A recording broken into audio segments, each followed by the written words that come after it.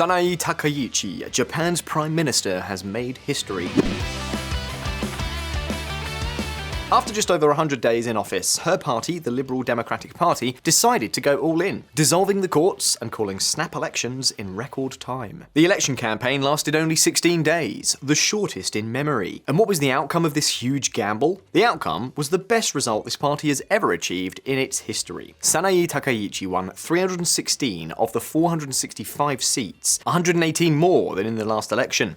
And her coalition partners won another 36 seats. But that doesn't matter, because Takaichi, without anyone's help, has won more than 2/3 of the House, an unprecedented absolute supermajority. She even managed to win all 30 districts in Tokyo. The other parties only managed a decent victory in Nagoya and Osaka, and in Osaka, the big winner was Sanae Takaichi's coalition partner. In other words, the entire opposition together won fewer seats than the main opposition party in the last election. And this time, the opposition ran with a new coalition that surpassed the LDP in votes. Of course, we have to say surpassed in the past tense. Still not convinced of Takaichi's success? Well, you should know that the party had to give up 13 seats to other political parties, basically because, when it came to proportional distribution, it had more seats than its available candidates. All this happened after Takaichi's party obtained the second worst results in its history in the previous elections in October 2024. And bear in mind that we're not exactly talking about a new party with little experience. Not at all. The LDP has governed for 66 of the 71 years it has been in existence. And yet, as you can see, in less than a year and a half, they've been through hell and back. We're witnessing a fierce comeback. And also, and I'm sorry to repeat myself so much, but there is no better word for it. Something historic. Emmanuel Macron must be tearing his hair out seeing how his Japanese counterpart has pulled off a move that went so badly for him. But what do these elections actually mean for Japan? Well, for starters, you should know that Sanae Takaichi will govern with virtually no restrictions. With its supermajority of more than 2/3, the LDP has the power to bypass Senate control, or at least all controls except one. Remember this detail because it will be crucial later on. And keep in mind, Takaichi is not just another politician. The Iron Lady of Japan has very, very ambitious plans for the land of the rising sun. For example, she has proposed to increase defense spending to over 2% of GDP, saying outright that if China invades Taiwan, Japan will come to its defense. She is also a strong advocate of nuclear energy, and has even subtly hinted that it may be time to rethink Japan's policy of not having nuclear weapons. But as if all this were not significant enough, the Liberal Democratic Party is now closer than ever to fulfilling its great ambition to succeed where Shinzo Abe failed. Can you guess what we're talking about? That's right. For the first time since 1947, there's a real possibility of amending the constitution, specifically Article 9, in which Japan renounces war as a sovereign right. As you all know, Japan does not have an army as such, but rather self-defense forces. A force that, even if it wanted to, probably could not come to Taiwan's rescue. At least not legally. But with the amendment of the constitution, that limitation would be shattered. Of course, this would be a nightmare for China, but a huge joy for Donald Trump, with whom, at least for now, the Japanese Prime Minister has an excellent relationship. But let's not get ahead of ourselves. The fact is that today, Takaichi enjoys enviable popularity. She is probably the most highly rated democratic leader in the world, with an approval rating of over 75%. Even so, amending the constitution is no easy task, and in the short time that she's already been in power, she's already had to face a couple of black days on the market due to her economic policies. So the questions are clear. How is it possible that the LDP has gone from its second worst result to the best in its history? Where is Takaichi going to take the country? Will we really see an amendment to the constitution? Well, we'll tell you all about this in this video. Are you ready? Let's get started. But first, quickly, if you're interested in the world of investing, if you want to learn how to manage your savings, protect yourself against inflation, and figure out how to make money beyond your day job, well, I've got some good news for you. At Visual Factory, we've created the Visual Factory Club, a newsletter where every week we send out free content focused on essential financial education, the ABC of what everyone should know to understand the stock market, financial markets in general, investment platforms, how to assess investment opportunities, and which markets may have more or less potential. Because of course, course, if you want to invest your money so you're not at the mercy of your country's economic instability, you at least need to understand the basics of the financial world. In the Visual Factory Club, you will learn all of this completely free of charge. Through the link below and this QR code, you can sign up for the club and start receiving the upcoming editions. What's more, when you sign up, you'll receive a dossier where I explain in a clear and simple way the most essential investment concepts, what multiples or the PE ratio are, what indices are, ETFs, derivatives, funds, EPS, you get the idea. After that, every week you'll receive additional materials and market analysis to help you stay informed about what's going on. And by the way, the sooner you sign up, the better. Since we send each episode of the series by email and every edition is unique, if you're not subscribed, you might miss some of them and you won't be able to access them later. But with that said, let's get back into the video. We need to start by making one thing very clear. Despite the great results, these elections are not a victory for the LDP. They are a personal victory for Sanae Takaichi. She herself dissolved parliament, called snap elections, and turned those elections into a referendum on her presidency. A referendum that she passed with flying colours.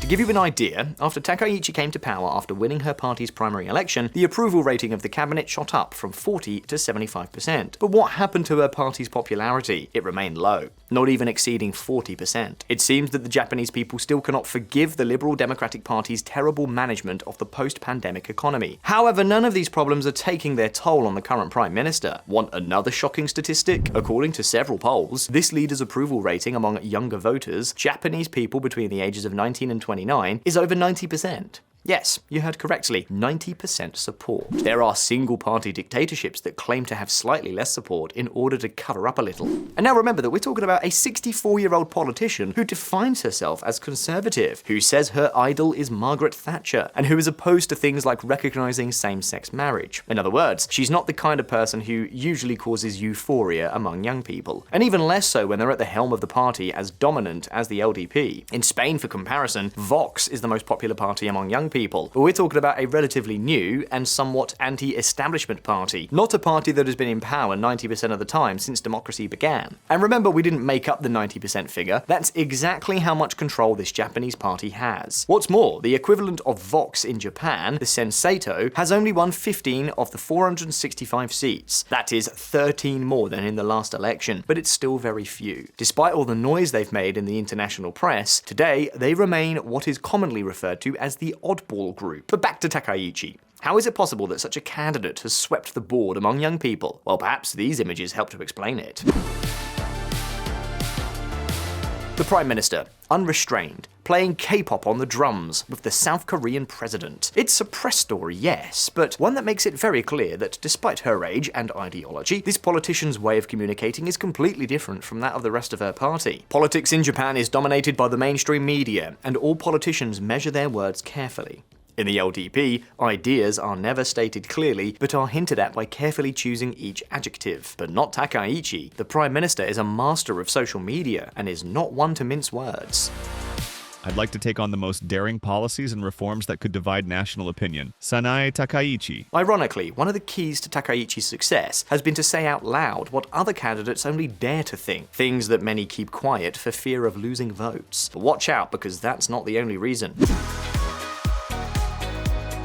The new Prime Minister's real masterstroke has been something else, upholding all the good things about the LDP and letting her party take the blame for all the bad things. Let me explain. Takaichi may be many things, but she's certainly not an outsider. She was a minister under Shinzo Abe and held some of the most important positions in the party during the complicated post-pandemic legislature. In short, she's a well-known figure in Japan. In fact, Abe himself gave her his explicit support in the party primaries shortly before he was assassinated, even though she came third in those elections. And here's where a crucial detail comes into play. One of the biggest electoral burdens for the LDP in the last elections was the corruption linked to the Abe era, specifically a scandal involving envelopes containing 600 million yen in dodgy money. According to the party's own internal investigations, the case involved 4 ministers and 39 congressmen. And what did most of these allegedly corrupt politicians have in common? Exactly, they belonged to Shinzo Abe's faction. And in a party as large and powerful as this one, the factions are very well defined. However, this has not cost Sanae Takaichi any votes. Abe's political heir has achieved something almost impossible. She has managed to pin the entire corruption case on the rest of the party, even on factions that had nothing to do with it. Why? Because despite everything, despite being at the forefront for more than 20 years, many Japanese people find it difficult to see her as part of the old political establishment, and that is no small feat. Japanese politics is almost dynastic. Nearly 30% of the politicians in power are the children, grandchildren, or nephews and nieces of former politicians. Ichi is not. She comes from a humble family. Add to that her direct communication style, and yes, the fact that she's the first woman to lead the party, and the result is clear. She seems like a completely new figure, even though she has been at the forefront for decades. Now, we don't know to what extent she has deliberately crafted this image, but if she has, it's certainly a brilliant move. Now, let's be honest, public image matters, and it matters a lot, but Takaichi's landslide victory at the polls was not solely due to that. It was also because of her political program, and above all, due to her economic policy, a policy with clearly populist overtones. Historic wind pits. Takaichi's vision of Japan against the markets. Takaichi's vow to accelerate talks on cutting the sales tax on food sent bond yields surging to once unthinkable levels, exposing the growing concerns over how Japan will pay for her plans to ramp up defense and other spending. The economy is by far the main concern of the Japanese people, and with good reason. Japan has been accustomed to a sluggish economy for decades, but recent years have been particularly tough, even for them. One statistic sums it all up. Wages have been losing purchasing power for 11 months in a row. Meanwhile, the price of basic products such as rice has doubled. And in the midst of this perfect storm, Sanae Takaichi appears with an irresistible promise: lower taxes, increase aid, boost investment in R&D and infrastructure, and exceed 2% of GDP in military spending. And all this without raising taxes or increasing government debt. Music to the ears of the average voter. The problem is obvious. The numbers don't add up, and the markets know it. That's why many began to compare the supposed Japanese Margaret Thatcher with another, much less memorable British Prime Minister, Liz Truss. Remember her? Yeah, she lasted 44 days in office. Why? Basically because her fiscal plan, which involved spending a lot and collecting very little, causing many investors to flee. Well, now Takaichi is proposing something very similar. One of her flagship measures is to eliminate VAT on food and other basic products for at least 2 years. The cost of this joke? $30 billion. To put it in perspective, that's all the corporate tax revenue collected in the last 2 years. Or to put it another way, that money could finance more than half of the record defense budget for 2026. Ambitious programs such as SHIELD, the large hybrid drone shield to protect the Japanese coastline, are small change compared to this fiscal stimulus. The result? The yen is plummeting on fears that the Bank of Japan will have to turn on the printing presses to pay for the public spending spree, in the purest style of Peronist Argentina. And at this point, it's important to make something very clear. In gross terms, Japan is one of the most indebted countries on the planet, around 250% of its GDP. For years, that wasn't a big problem. The debt was huge, yes, but the interest rates were ridiculous. Part of that debt is domestic, and about half of it is held by the Bank of Japan itself. It's like owing money to yourself. Furthermore, Japan was a reliable debtor with many assets to back up its promises, so the rest of the debt was also financed very cheaply. But that was before. On 20th of January, just one day after Takaichi dissolved the lower house and called elections, the interest rate on 40-year debt hit historic highs, exceeding 4%. Then it fell, yes, but the message was clear. Debt is becoming a serious problem. In fact, between interest and repayments, almost a quarter of the entire government budget goes to paying off debt alone. And if the cost rises, even if the central bank were to repay its share or provide facilities, the government's obligations would skyrocket. So, no matter how she looks at it, Sanae Takaichi does not have the fiscal breathing room to fulfill her promises. And the most interesting thing of all is that she knows this perfectly well. Japan's Takaichi vows fiscal sustainability, fast tax cut talks. Japanese Prime Minister Sanae Takaichi stuck to a cautious line on fiscal policy and a sales tax reduction in her first comments since polls closed with her ruling party on track for a landslide victory. The premier reiterated her view that it is important for fiscal policy to be sustainable. What's more, her own party opposes many of these policies, which also partly explains why Takaichi's approval rating is so high and her party's is so low. It's like choosing between the teacher who gives out A's and the one who gives difficult exams so you learn something. But now she has swept the board, and the question is, will the Prime Minister deliver on her promises, or will the fiscal hawks in her party rein her in? Well, everything points to the latter. Remember the flagship proposal to eliminate VAT on basic goods? Well, it's hardly talked about anymore, and even the market has taken Takaichi's landslide victory quite well for the moment. What's more, behind Takaichi's victory in her party's primaries is also a key man, Taro Aso, a dominant member of the party who has become its vice president after tipping the balance in her favour. And Taro is famous precisely for being a great hawk on public deficit. In fact, it was he who convinced Shinzo Abe to lower the deficit from 8 to 2%. So the question, the real question, is not whether Takaichi will increase the deficit, it is what will happen to her popularity when she cannot fulfill all the economic promises she has made. Watch out, because this will determine whether or not the LDP can fulfill its long-standing dream to reform the constitution. It's often repeated that Takaichi now has a clear path to amend the famous Article 9. But no, nothing could be further from the truth. Reforming the constitution in Japan is almost impossible. There's a reason why it has never been done in 79 years. It requires a 2/3 majority in both the House of Representatives and the House of Councillors, followed by a public referendum. Winning the referendum is feasible, at least if Takaichi does not make any major blunders, and she already has the 2/3 majority in Congress. The problem is the Senate. The Japanese Senate is renewed by half every 3 years, and the last elections were last year, shortly before Takaichi became president. At that time, the LDP lost 13 of its 114 seats, and to reach 2/3, it would need 166. This is where parliamentary arithmetic becomes complicated. Its government partners, who have 19 seats, are in favour of reforming the constitution, as are the 15 members of the Sanseito, the far-right party, and some smaller parties such as the Conservative Party. Each has its differences, of course, but in general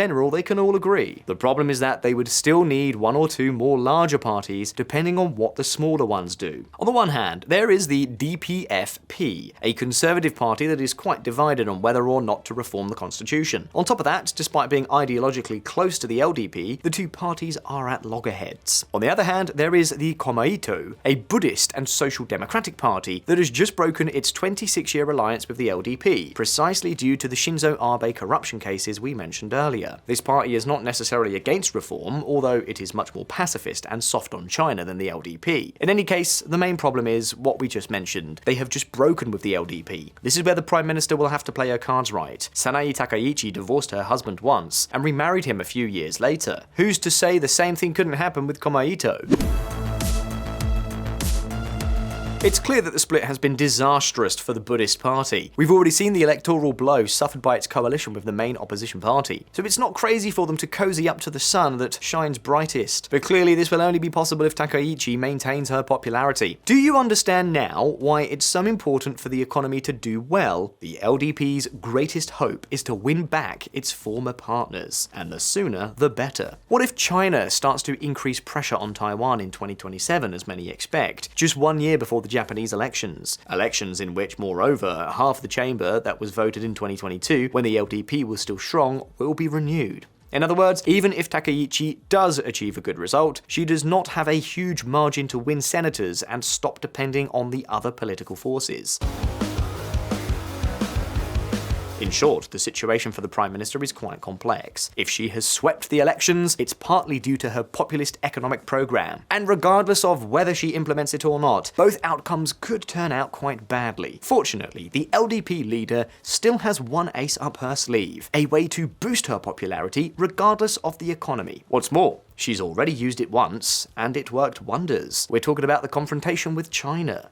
Support for Takaichi stays firm as China dispute festers. A majority of respondents have supported Takaichi's stance against China. People who said they agreed with Takaichi's position on China amounted to 55% in the Asahi poll, while 30% disagreed. We've already said that Takaichi is not one to mince words, and a few weeks ago she sparked a major diplomatic row with China by saying that Japan would come to Taiwan's defense in the event of an invasion. The comment itself is nothing new. Even with Article 9 of the Constitution in force, which advocates extreme pacifism, Japan has been preparing its military for such a scenario for years. What was really surprising was the tone. Never before had a Japanese politician, let alone a prime minister, been so blunt. Well, Xi Jinping was not amused in the slightest and cancelled half of the flights to the country, although it must be said that they made peace fairly quickly. But that's not the point. What's important is that everything indicates that this incident against China has boosted Takaichi's popularity.